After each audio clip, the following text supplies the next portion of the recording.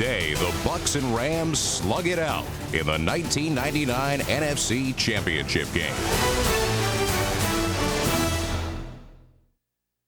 The 1999 NFC Championship was that classic matchup. The irresistible object versus the immovable force. The St. Louis Rams were the NFL's third highest scoring team ever. The Tampa Bay Buccaneers were clearly the league's best defense. The Rams had dome field advantage, playing on a fast surface in front of their partisan fans, so they were a 2-touchdown favorite. But there wouldn't even be 2 touchdowns scored all afternoon, as the Bucs and Rams staged one of the fiercest defensive duels in championship game history. For the very first time, the city of St. Louis played host to a pro football title game. This would also be a fresh experience for the competing ball clubs. The hometown Rams were the NFL's worst team of the decade until their breakout season of 1999. And through much of their history, the visiting Tampa Bay Buccaneers were a surefire punchline for late-night comedians. Now it was the Bucs who were enjoying the last laugh. Tampa Bay won 9 of its last 10 regular season games, many of those with rookie quarterback Sean King under center. Tampa was blessed with steady leadership on the sidelines as well, thanks to the calming influence of head coach Tony Dungy. Under his guidance, the 99 Bucs went 11-5, the best record in franchise history. After a playoff win over Washington the week before, the Buccaneers entered championship week relaxed and confident, unconcerned that the Rams were heavy favorites. Turn this thing into a war and pulls our will on them. They take these guys 15 rounds. 15 rounds. They're knocked at us. They can't go toe-to-toe with us for 60 minutes. They get 60-minute game. We're going to shorten it down, though, to about 15 minutes. We're going to shorten this game down to about a 15-minute game. We get them. They don't know what's going on in the dome. Ain't been here yet. Indeed, the Rams' home field truly was Thunderdome, perhaps the noisiest and most difficult venue for visiting teams. But deafening pageantry was just the beginning of an opponent's worries. The 99 Rams boasted an attack unlike any other.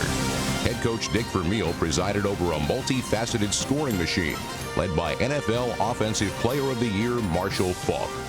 No defense had been able to fully contain his explosive talents at any time during the season.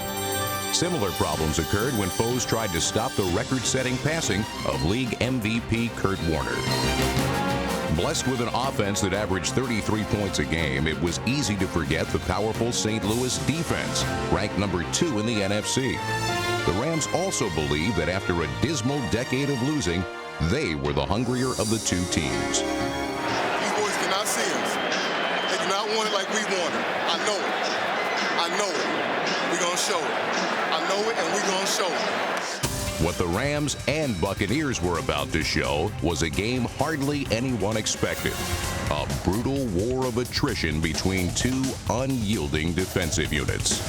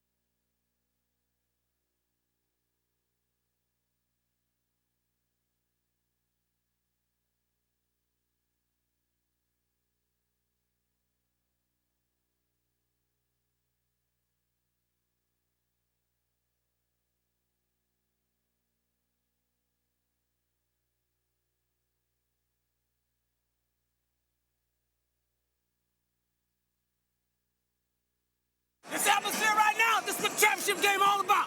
You guys deserve to be here. Now, I'm gonna just tell you something. You played with some pride and some confidence today, man. We're gonna go to the Super Bowl. You know what I'm saying? You just play hard and just play fast.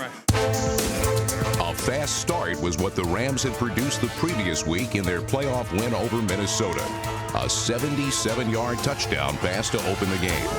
Against the Bucs, their very first call produced a far different result. Play action by Warner. Dumps the ball. Picked up. Intercepted to the 20-yard line. Steve White, last week's NFL Defensive Player of the Week on the very first play from scrimmage. A pickoff by the Buccaneers. And they're trying to set up the screen a little out there to the left. If you're not getting the penetration, get your hands up, knock the football down. He knocked it straight up in the air. It comes down in his hand. Over the last 9 regular season games, the Bucs defense forced 25 turnovers, leading to 81 points. And so the Bucs get the first break of the ball game.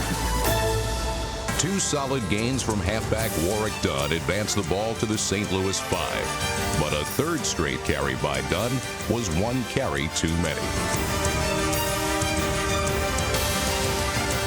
The Rams had many swift defenders, including end Grant Wistrom, number 98, whose quickness allowed him to cruise in untouched to make the tackle.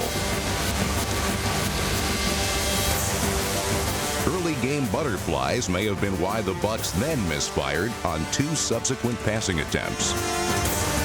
Tough throw there. He should have been led a little bit out in front, but looked like Kwesi had his man. If Sean King leads him, it's a touchdown. Tampa was forced to settle for 3 points from rookie kicker Martin Gramatica, and the Rams had to be pleased the damage had not been greater. Next time we'll go Oregon Thunder combo of 7. Okay, if they're regular ace, we can play combo of 7. Okay, if they come out and deuce, okay, if they come out and deuce, just go Thunder. There was plenty of thunder emanating from the trenches, where the Rams' offensive front began to take control on their next possession.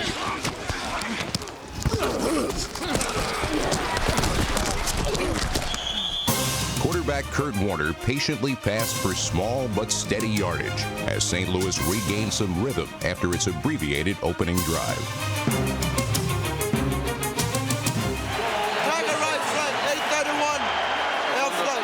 The next call was run in the vicinity of linebacker Derek Brooks, who proceeded to level one of the most impacting hits of the afternoon. Kurt Warner gets a quick out pass in the flat. Caught, tackle made from the blind side by Derek Brooks. Receiver Torrey Holt suffered bruised ribs that sent him to the sidelines for the rest of the half. Holt's glaring absence meant the Rams would have to quickly find alternate pass targets. You're up. You work the strong seam, all right? Read the quarterback. Work the strong seam. The seam was just where tight end Roland Williams camped out, and Warner hit him for 22 yards, the longest gain of the drive.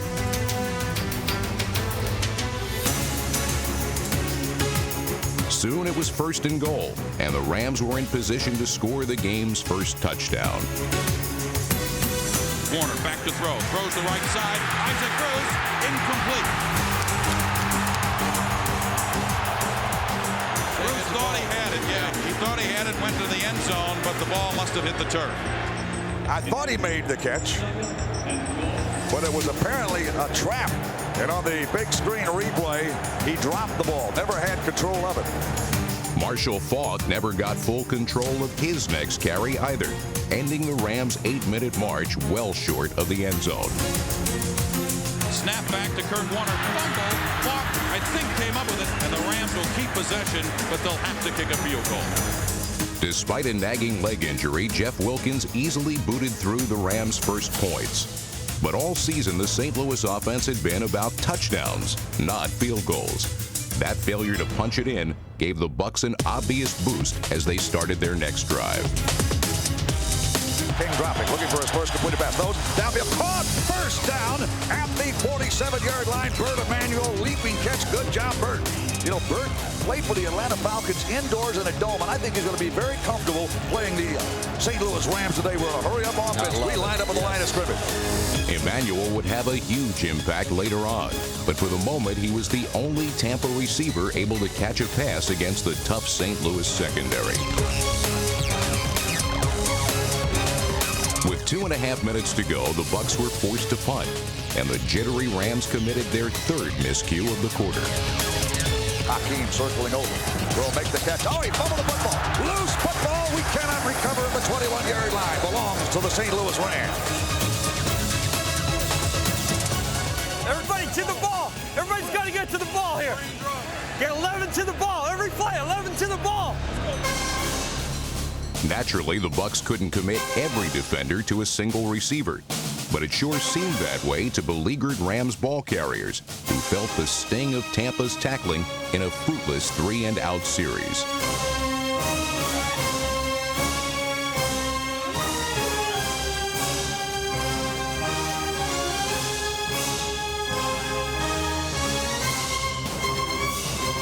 As the quarter ended, pro football's highest-scoring offense was doing little more than running in place. You having fun? Oh, man. Boy, am I. I hear you. It wasn't much fun for Rams fans who had expected more offensive fireworks. For now, the Bucs were controlling the game.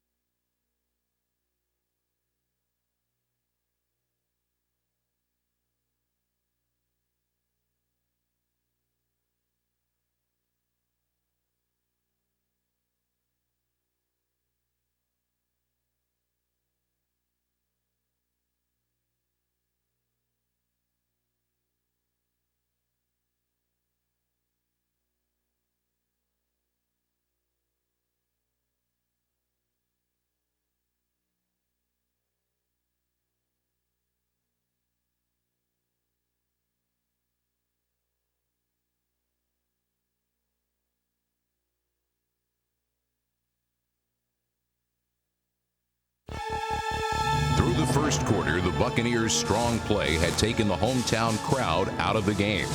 But as the second quarter began, the fans turned up the volume. Their deafening roar directly contributed to Tampa's first major mistake.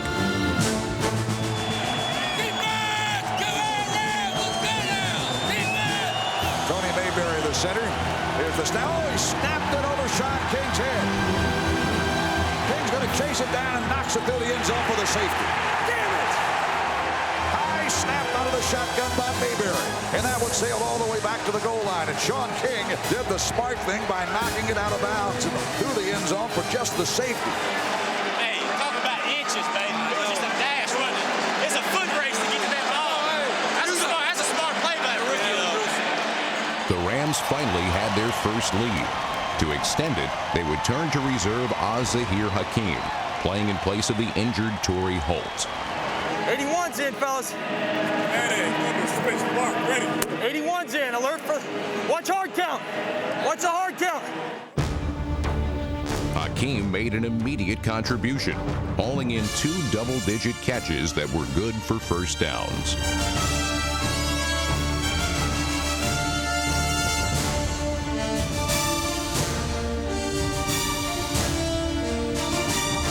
After Hakeem tripped over his own feet running a gadget play, the St. Louis drive grounded to a halt.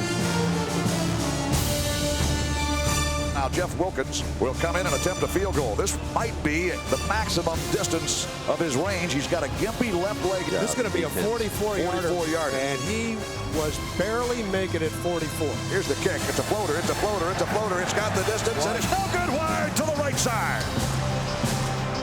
It was a floater from the get-go, so the Buccaneer defense come up huge. It was now clear that the Rams would not be able to rely on Wilkins for anything other than chip shots the rest of the day. Long distance wasn't part of Buccaneer fullback Mike Alstott's game either, but he was able to pick up some important yardage after Tampa Bay regained possession.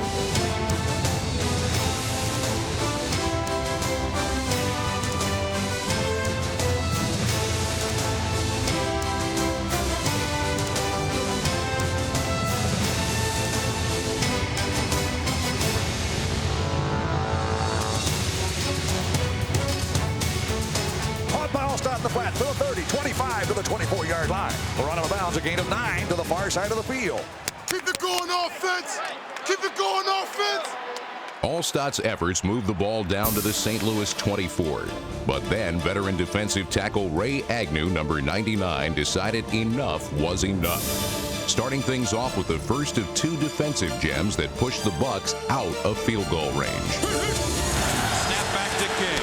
Steps back under some pressure. Down he goes. Fumbled football. And I think Tampa Bay has recovered. But Charlie Clemens was there to knock it loose. Oh, we had something. Oh, we had. Clemens, number 56, was simply too quick for right tackle Jerry Wunsch. Like the Bucs, the Rams defense was also fast, and that was contributing to some confusion on Tampa's offensive line. Oh, we can practice. King sat up on the other side of me. Not today. He's on the inside of me. You see what I'm saying? Yeah, I got you. Yep, I got you. So I was planning for the inside rush. He's actually setting to the left. Yeah, he's not sitting right. All we know, he was on the other side, on the right-hand side of him. I was wondering where your guy was going. He kept going. I was wondering too. We were tagging. I'm sitting down in there with him, and all of a sudden he goes that way. I'm like, where the hell is he going? A strong sense of direction was what Dick Vermeil's Rams needed, and they got it from slot receiver Ricky Prohl, number 87, who was also seeing more playing time because of Torrey Holt's injury. Prohl grabbed 3 first-half receptions, but the rest of the Rams' offense was struggling. Tampa's cover 2 pass defense and fierce rush were destroying the timing that was critical to the St. Louis attack.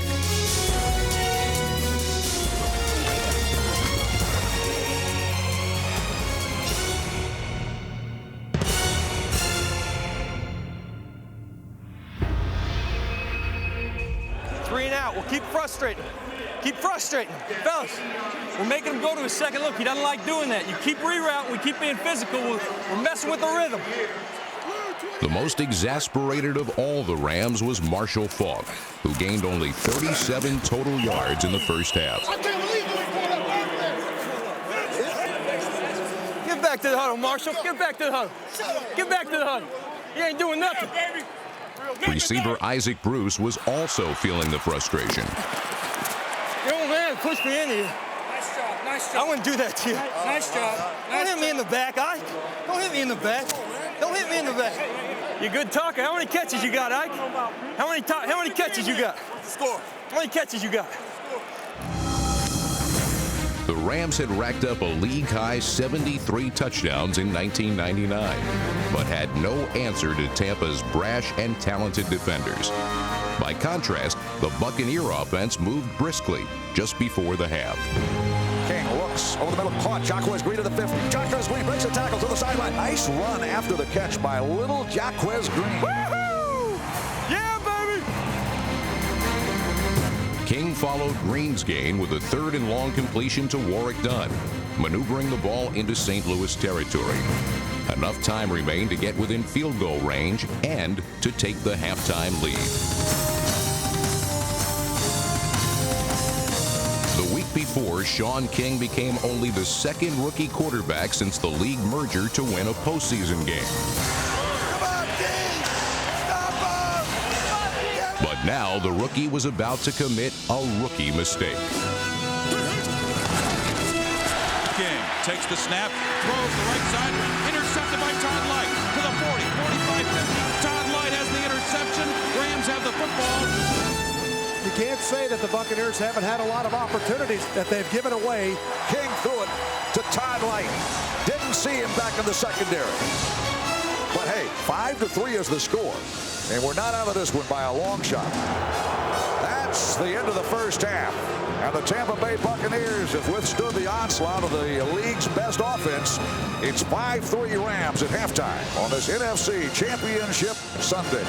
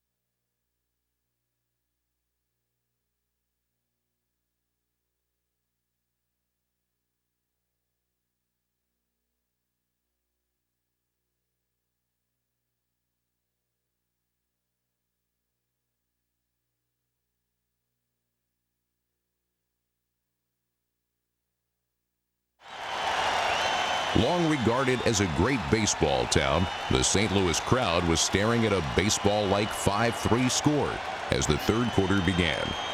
And even if the visiting Bucs weren't quite pitching a shutout, they were keeping the explosive Rams off the bases. So it was time for fans to unfurl their rally towels. Exactly what we've always done. Use your hands, get on the ball fast, get around that football. Every man get to the football. Every man step to contact. Every man do his job, guys. We'll come out of this thing on top. The Buccaneers got the ball first and began their best drive of the game by turning to their smallest player, diminutive but dynamic Warrick Dunn.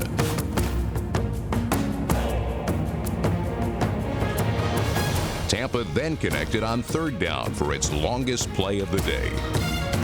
King looks, his pass away, it is caught at the 40, 30, 25. Kessie Green's got it, the flag for a face mask. Face mask! 15-yarder! 15! Kessie Green with a spectacular catch. And how did he make that catch? I'll tell you what, this is exactly what Tony was talking about. He said we're going to pound him, and then we're going to go to the play action and look for Kwesi and a personal foul tag 15, baby. Tack on 5 or 15. I think it's 15, baby. Third down and 8, they don't get any bigger than this catch. I can't believe they ran the blitz. They had the free safety blitz, and he was a day late and $1 short. He knew that he was going to have single coverage outside with Kwesi. Perfect throw and catch. Tampa Bay was sitting pretty at the St. Louis 12. But then the Ram defense stiffened again, stuffing Mike Alstott twice. On third down, the Bucs once more failed to capitalize on a potential scoring opportunity. Long count, dropping to throw King. Looking King over the middle, it goes caught at the 4-yard line. Close, but no cigar. Will not be the first down. London Fletcher makes the tackle of Green. And we come up short by 1.5 yards. Martin Gramatica put Tampa back on top. And although they didn't reach the end zone, the Buccaneers offense was encouraged by their drive. Now listen to me, here's the deal. It don't matter whether they go down and score points or whether they don't. We gotta go score points, right? We take care of our business no matter what they do. Look up, we got the lead. As long as we take it down and score, we'll end up 1 point better, all right? We keep scoring, we win. That's right. Let's rock this thing. Let's go. Let's go. Let's go. Be physical. Be physical. Let's go, fellas. Big series. Big series. On TD. Let's go. Come on. Hey, give me a check here. We got. Let's go. The Rams needed to get some offensive production, but it wouldn't come from Marshall Faulk, who continued to be stymied by Tampa's punishing defenders. Penetration by number 99 Warren Sapp forced Faulk to change running lanes, which sent him headlong into more Tampa traffic. But it wasn't all bad news for St. Louis.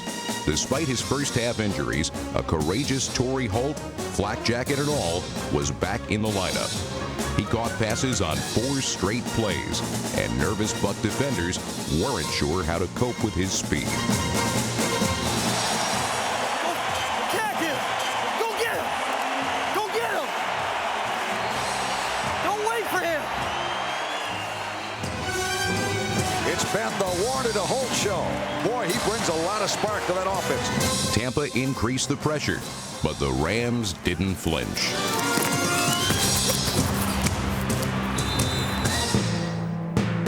Dropping, here comes the corner blitz. Warner gets away from the blitz, running to his right, gets the pass up there, caught. First down at the 25. It's a game of inches. One thing about this St. Louis team today, on third down, they've had a lot of long third down conversions, and that secondary is going to have to buckle down on this bit. What a great job by Warner. What a great job by Ricky Kroll. The receiver continues to run his route from an in. He starts back to the outside. A heck of a job by Ricky Kroll. Missed his third down. Gets another one.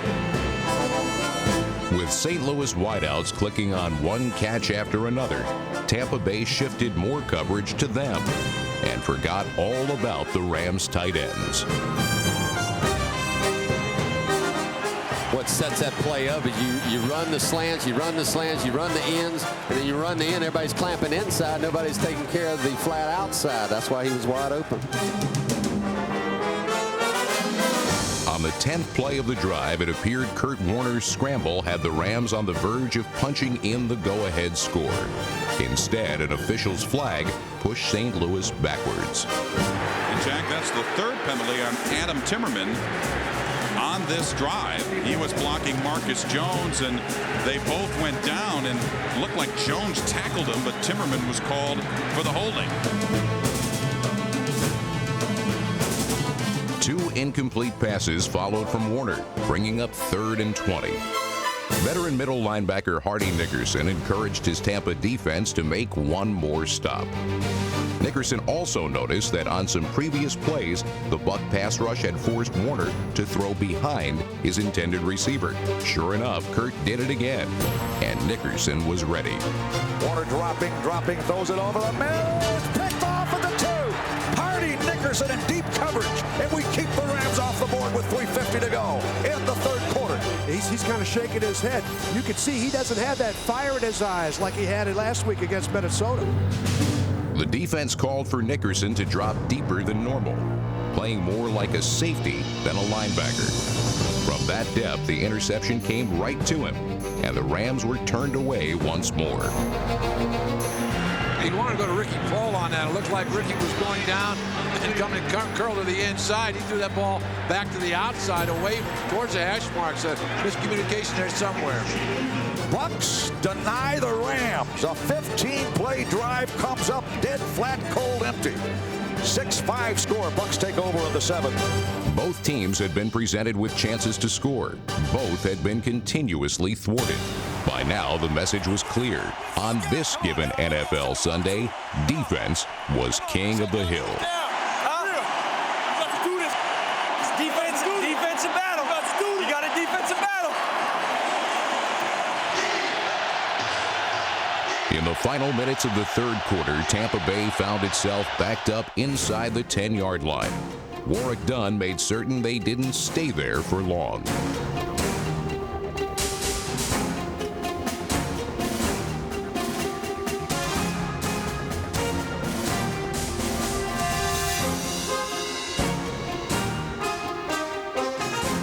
The Bucs didn't score on this drive either, but by now they didn't necessarily have to.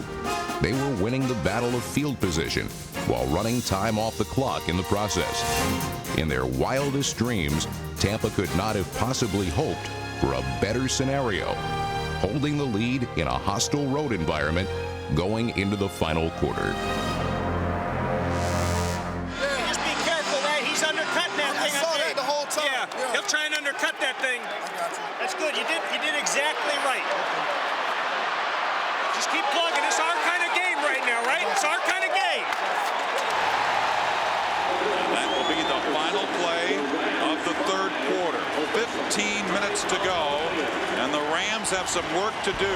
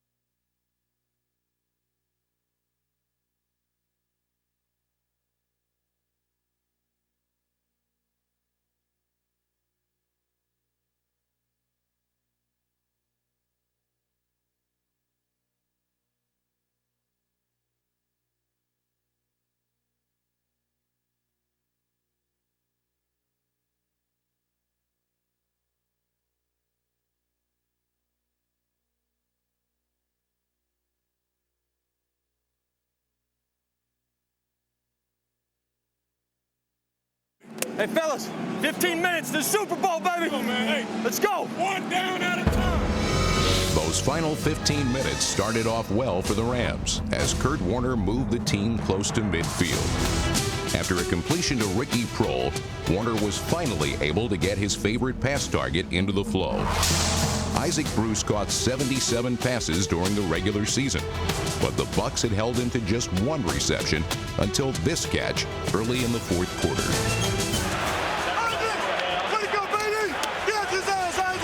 But Warner's next throw was disastrous. Kurt Warner now backpedals, throws the left seam, and it is intercepted at the 45-yard line by Brian Kelly. Another turnover, third interception of the game for the Tampa Bay Buccaneers. Just go down. They got anxious. They got anxious. We made them anxious, and they throw an interception. Third of the game, picked off by the Buccaneers. Let's give credit to this Tampa Bay defense. Absolutely. They have played extraordinary. I see you, BK. BK, give me some. Hey, on their last leg, they don't know what to do or what to run. They got no clue how to stop us. They got no idea how to count us. They just keep punching. Let's keep punching. Just about any Buccaneers score at this point would probably have locked up the game. Now it was in the hands of Sean King, a born and bred native of Tampa Bay. But then King nearly let that opportunity slip from his grasp. Sean King back to throw, and he loses the football, picks it up himself, and down he goes. What happened there was Sean King went back to throw the ball, lost the handle, ball bounced forward. It was a fumble, and King recovered it himself. After an incomplete pass on second down, King faced a 3rd and 15. But with the help of Warrick Dunn, Tampa got a dozen of those yards back.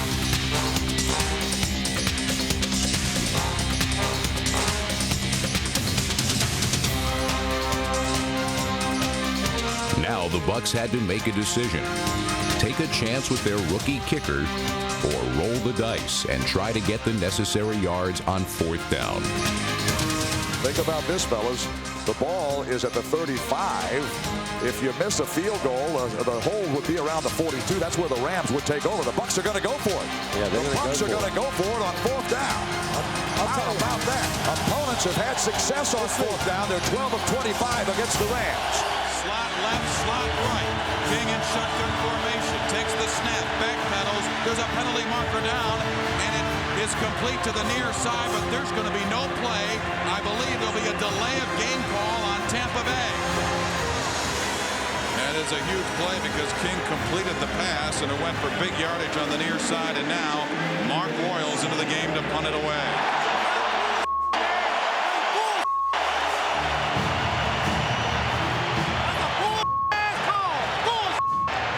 Bad call or not, the Bucs had blown their chance to keep the ball and set up a possible score. But then their defense erased that mistake with yet another stifling series.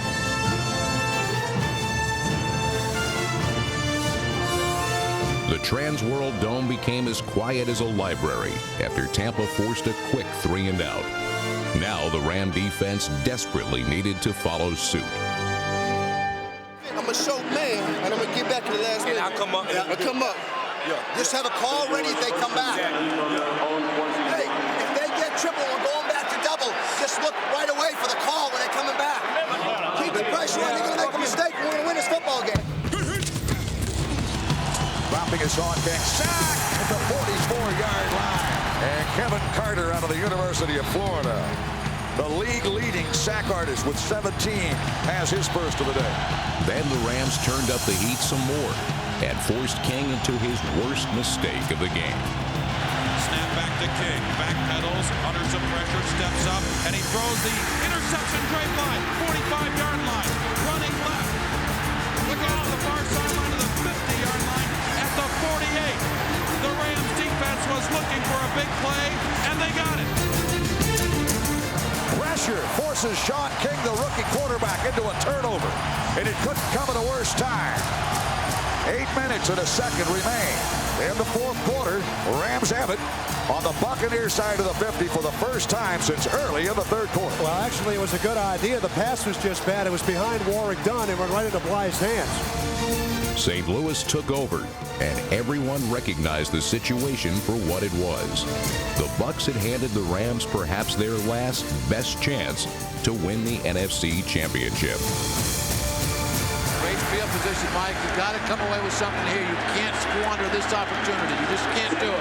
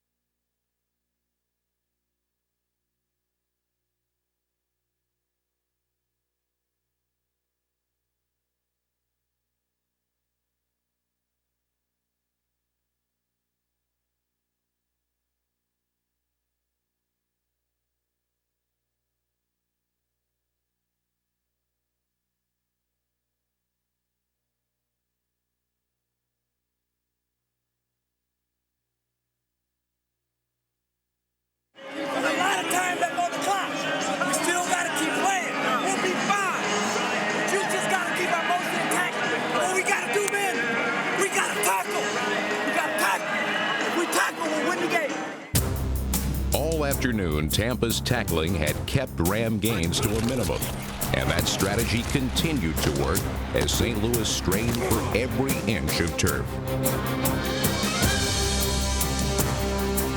But the Rams kept hammering, finally reaching the Tampa Bay 30.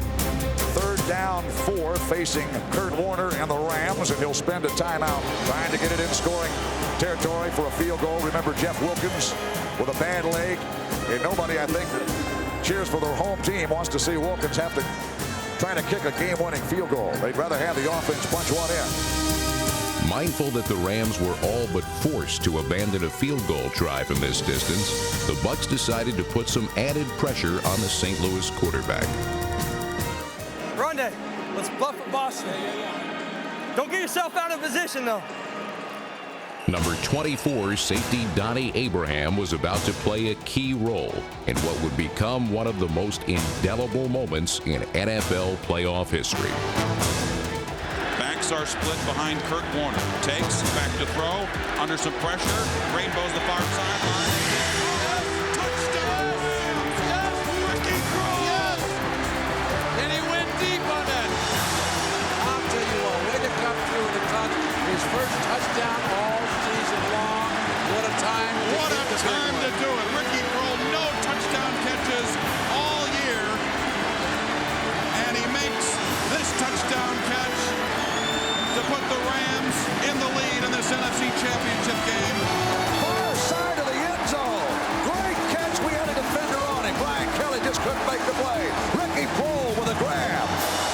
The name of the play was flex left, smoke right, 585 H choice, and safety John Lynch was simply too far away to help out. Brian Kelly's normal support came from Donnie Abraham, but the defense called for Abraham to increase pocket pressure with a safety blitz.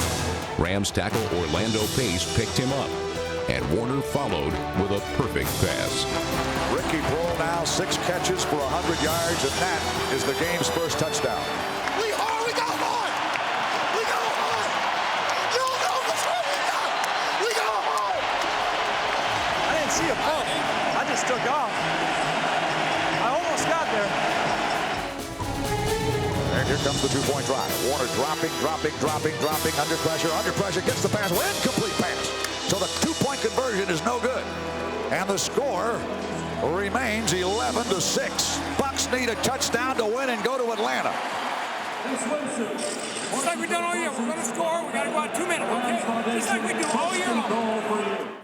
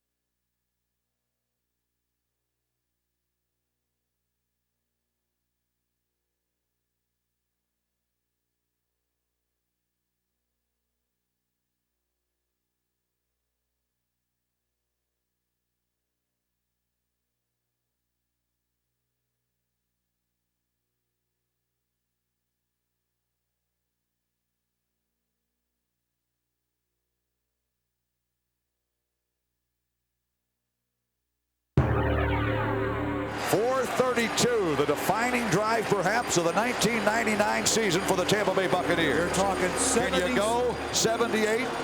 That's right, 77, 78 yards right here. Because more than 4 minutes remained, the Bucs could afford to run. And with the Rams expecting the pass, fullback Mike Alstott pounded his way for 17 important yards on consecutive carries. Alstott running the football with authority. The A-Train trying to keep this season alive. He wants to play in Atlanta next week. The fans screamed for their defense, but were quickly quieted when a catch by tight end Dave Moore put the ball near midfield. Now, Tampa hopes were soaring. Come on, man! Woo! It's ours, baby! It is our destiny! It's our destiny, baby! Here comes the blitz. King gets the pass away, throws far side. Caught! Almost a first down. Quezzy Green. What does he go? He goes about 5'10". He stretched out to about 7 foot 8 inches. He made that catch. Tried to roll out of bounds. Couldn't quite get it. With 2 minutes to go, the Rams badly needed a defensive stop. Sean King takes short drop, pumps once, under some pressure, and he is sacked by Jeff Scania. 4th sack of the game for the Rams. A big play because it was 2nd and short, and now it's 3rd and long. Somebody make a play. That somebody was receiver Carl Williams, with a bit of unintentional help from the Rams. King cocks the arm, throws the pass downfield, receiver open. We got a first down to the 23. Carl the Truth Williams, and nobody near him, makes the catch and secures the first down. And Carl just broke free. His defender fell down. I think that was Todd Light fell down. Todd Light fell down. Safety Billy Jenkins couldn't get over in time. And with 85 seconds left, the ball is at the Ram 22-yard line. Hey, Todd! Hey, Todd! How about that light? But then Tampa's luck changed dramatically. Sean King takes, backpedals in the pocket, and he is going to be sacked. Mike Jones had him, and Grant Wistrom brought him down. Great job. Way back. A loss of 12 on the play check. Mike Jones' all-out blitz worked because the only blocker he had to beat was undersized Warwick Dunn. Dunn only made matters worse by pushing Jones into King. Grant Wistrom took care of the rest. Tampa now faced a 2nd and 23 with a little over a minute left on the clock. Their next play call would be critical, but the Bucs didn't realize it would also be controversial. You know, sometimes from the booth we cannot really tell how loud the crowd is. We can tell today. 2nd down, 22. Shotgun set, Sean King. Here's the snap. King stands tall, looks, throws it over the middle. Caught at the 22. We got the sack yardage back. Nice catch, diving catch, Bert Emanuel. Football back to the 23-yard line, and they're going to take their final timeout with 40 seconds to play. In hindsight, stopping the clock was the worst decision the Bucs could have made. Had Tampa stayed in a hurry-up offense, there wouldn't have been time to examine Emanuel's play. Instead, the break allowed officials in the press box the opportunity to reconsider whether the catch was legal.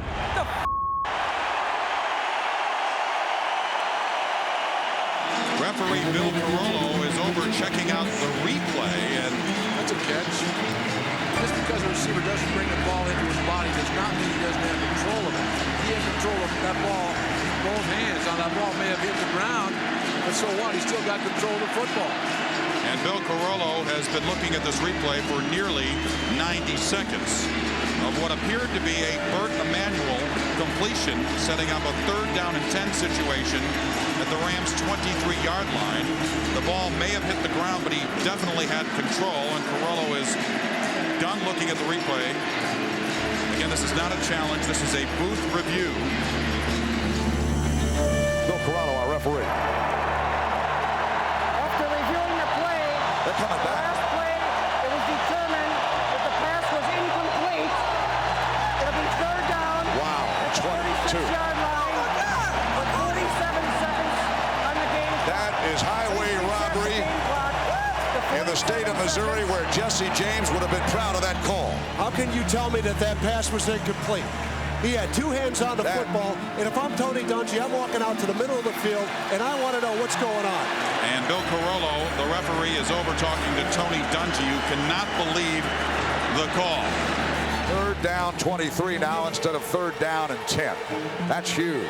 You got to put something together. I mean, you can't harp on the call. You got to be able to come up with the big play right here. Slot left, slot right. Snap back. King under pressure. Steps up. Grant Wistrom will bring him down. He got the pass off, but it is incomplete. Wistrom had him in the grasp, and King, as he was going down, threw it. The key, though, is that he's in the grasp. Was he outside the tackle? Because if he's outside the tackles, then he can do that. But if he's inside those tackles, that's intentional grounding. That's close. It was 4th and a bundle. The Buccaneers were down to their last play. As valiantly as they had battled all afternoon, it would now take a miracle for Tampa to win. 4th and 23 coming up for Tampa Bay. 3 receivers punch to the right side. 1 to the left. This could be the ball game. Snap back to King. Drops back. Scans the secondary. And now heaves the end zone. And it is complete. Yes. The ball batted out of the end zone. Listen to this crowd. He went deep, and I flat guarantee you he wasn't going to get behind anybody. There were 3 guys in the horn helmet deep. You gotta love it. This place is going crazy. And that's it.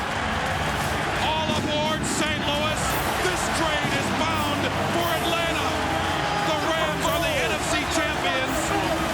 Well, it's so unfortunate for this Tampa Bay Buccaneers who came here to a place that many people thought they were going to get blown out. And the fact is that this defense kept this football team in this game against the highest octane offense going in the National Football League. Hey, Marshall, good luck to you, man. Good luck to you. Good luck to you. It's hugs all the way around. The Rams are going to the Super Bowl. The final score, 11-6.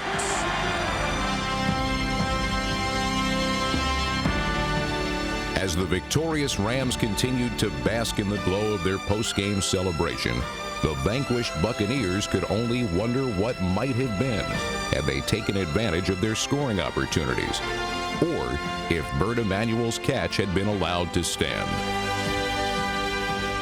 I do think that it was a catch, and obviously the competition committee thought so too, because it called for a rule change. We took a reel of plays, including the Bert Emanuel play, to the competition committee. In the process of making the catch, the ball touches the ground.